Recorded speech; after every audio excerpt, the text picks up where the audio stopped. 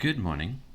We have an interesting game here to go through today, and it's a little bit meta because it's a game about game dev. It's for a game jam, the GameDev.js Jam 2025, which I think is running at the moment. There's some basic details on the page here about what the gameplay is, and I think there's massive potential in this game that I hope they expand on after the game dev jam. I hope it does well in the game dev jam. Obviously, I always hope that, but I think there's something bigger here that we can work towards. Let me show you a little bit of the gameplay. I'll just F11 it out here just to fit in. They did mention that when you click on this, the screen goes dark for a while. It is still loading in the background. So I've already loaded it once, so it's pretty quick for me. But it did go black for a bit, so yeah. So if you come and play it, watch out for that. Just because it's gone black doesn't mean it's not working. Okay, this is the sort of title screen. Just to throw in some early criticisms, there are no sound controls. You know me and sound controls, you've got to have sound controls. And there are no there's no button to press to restart progress, which I think is quite necessary. You need to be able to restart the game. I think the reason why they haven't focused on that too much is that there is no kind of real meta storyline per se, which I think the game is missing quite a bit. But let's jump in and you'll see what I mean. Let's read their text. Welcome to Playtesters & Co. We are happy to have you. Since it is your first day on the job, this log serves as your official onboarding simulation. Please remain still during calibration. The position is Junior Balancer. Your task is to test 5 internal game builds, adjusting their difficulty parameters until optimal balance is achieved. Slider data is logged, all decisions are final. Use this window to balance the game, so in the game there's a little window with some options. Avoid errors, submit daily reports, balance accordingly. Good luck, employee 8740. Or was that 8748? I couldn't tell. Okay, so when you're starting a new game, games 2 to 5 are grayed out, only game 1 is available. Then you play the mini game, and it gives you a grading on that. So I haven't played game 5 yet. Games 1 to 4, those are my ratings for rating the game. So if we jump into, I'm just going to use game 2 as an example, and leave the other games for you guys to come and discover. But this is a shooting game that I enjoy quite a bit. So you click play, and these are kind of random values as I said. See, that's way too fast. Whoa. So if you then slow it down quite a bit, let's give it a 2.5. Slow down the spawn and click play. Now you'll find that these are a lot slower. You can sort of shoot them. I think that's a little bit too slow. I like keeping the speed down because it's pause it and speed this up a little bit because it takes time to reload.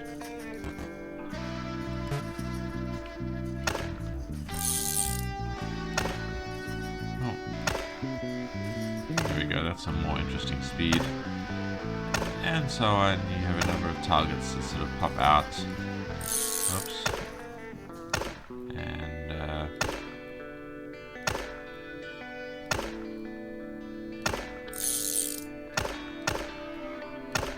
this is quite difficult now, so oops. What we can do is actually make these come out a little bit faster.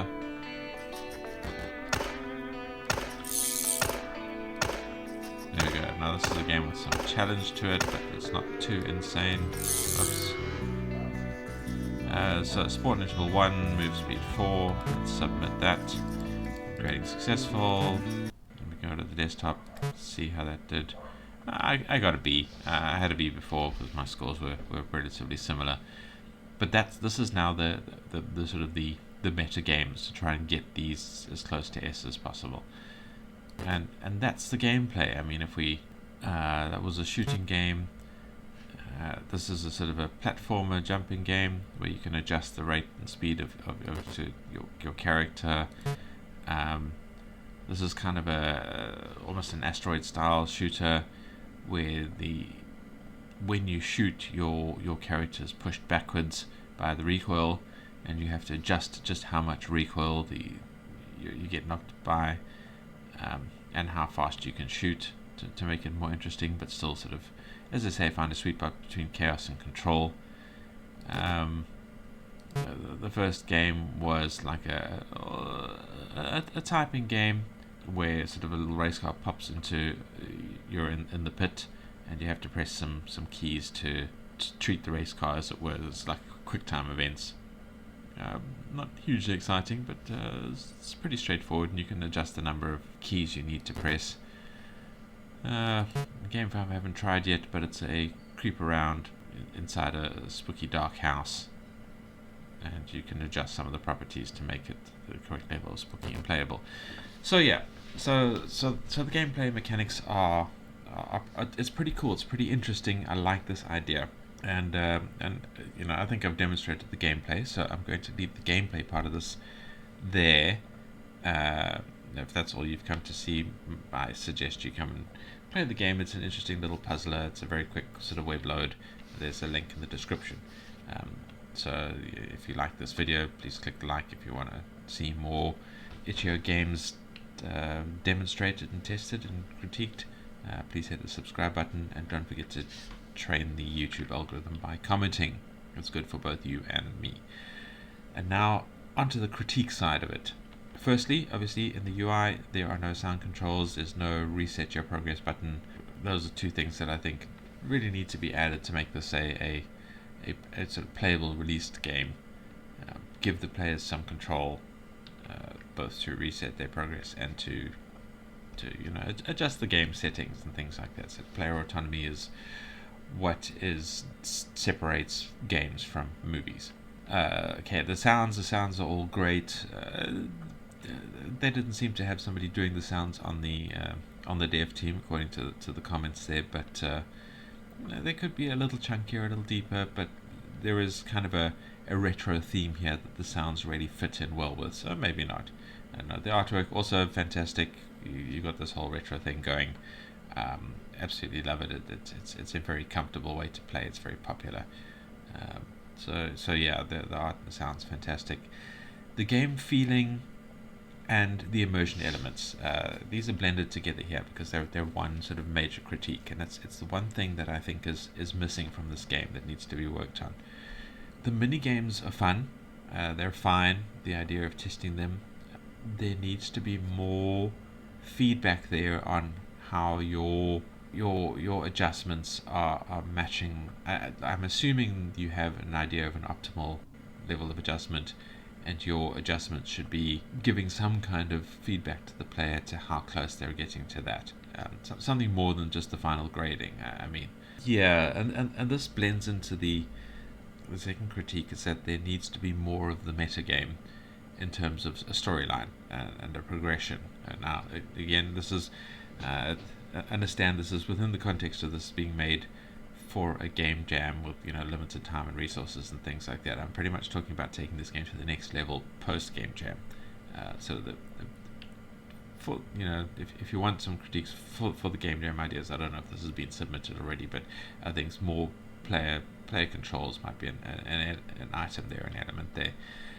I don't know what the game jam is rating you on, but for turning this into a bigger, better game, there needs to be more meta gameplay. There needs to be more elements that firstly give feedback to the player about how well they're doing by this grading system, and secondly during the playing, if I'm adjusting the scores, there should be something telling me, oh, this is a good adjustment, this is a bad adjustment, or something like that. I think there's not enough for me to get my teeth into while I'm playing the mini game and doing the adjustments. There's not much there that tells me if I'm doing the right thing or the wrong thing. So yeah, the balancing meta minigame needs more interaction with the player, more feedback, more results, and this kind of metagame at this level here that we're looking at now needs more more of a storyline, more of a progression, more of an idea that we're actually accomplishing something here. I don't feel like a playtester. I'm not immersed in the meta storyline here. I just feel like I've played so many games, clicked a few buttons, and they didn't really mean anything other than giving me this what seems to be an arbitrary grade score. There needs to be more depth there. That I feel like I'm actually stepping into the shoes of the character, if that makes any sense at all. Anyway, so those are my critiques and a little bit of the gameplay being shown. This is a really fun game. I really hope to see this reach new levels, possibly post the game jam, and I'm gonna watch it with much interest. And thank you for watching. Let me see if I can get out of here, and I hope to see you in the next video.